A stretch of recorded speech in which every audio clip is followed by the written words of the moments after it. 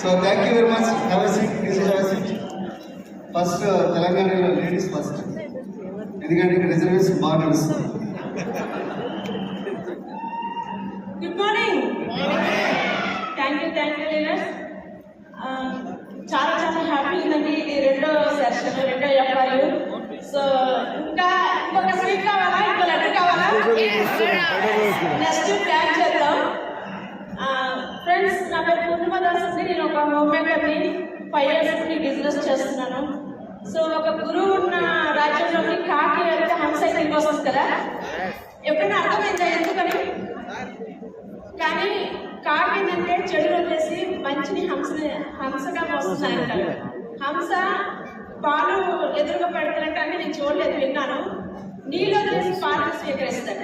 So మనం కూడా ఇక్కడ ఎఫ్ఆర్లోకి వచ్చాము అని అంటే ఏది మంచి ఏది చెడు అని తెలుసుకుని ఉంటాం కదా. సో సార్ ఎస్వర్ సార్ ఇప్పుడు దాకా చెప్పారు కదా, మనం చేసే పనులే మనకి వచ్చే ఫలితం అనమాట. ఓకేనా లీడర్స్?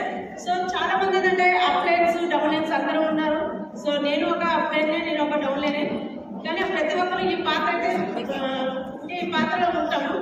కానీ ఫ్రెండ్స్, ఇప్పుడు మనం ఏంటంటే చాలా మంది అంటే అప్లైన్స్ ఇంట్లో డౌన్ లైన్స్ అక్కడ కాదు. ఎప్పుడైతే ఈ రోజు అప్లైన్ ఒక అప్లైన్ మనకి సజెషన్ ఇస్తున్నారు అంటే ఈ నెల ఏ పిన్ మెయింటైన్ చేస్తారో ఒక్కసారి లాస్ట్ మంత్ లెవెల్ చెక్ చేసుకోండి. నేను డియూసీటీ అయినప్పుడు 2వ నెల అన్ఫార్చునేట్లుగా ఒక 1000 పిన్ తగ్గిందండి. యూసీటీ మెయింటైన్ చేశాను అనమాట.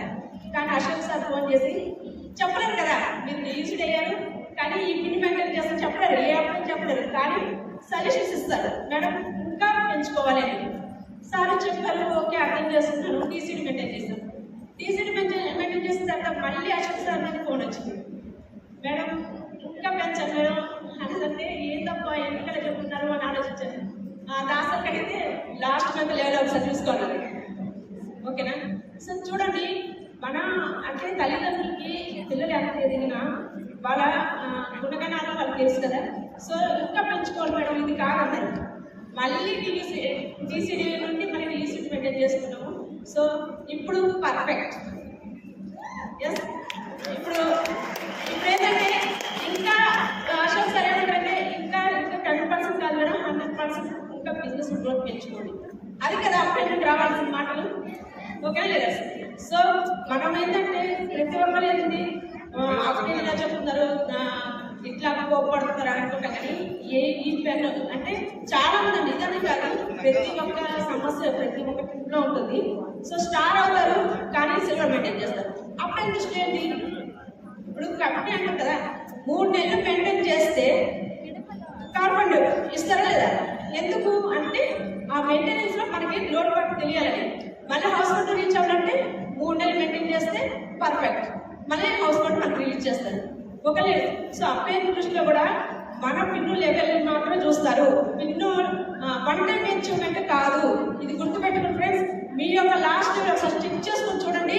మీ అప్లై మీ టీంలోకి ఎందుకు వచ్చి పని చేస్తున్నారు, మీ అప్లై మీకు ఎందుకు అంత సజెషన్ ఇస్తున్నారని మీకు తెలుస్తుంది. థ్యాంక్ యూ విషయం.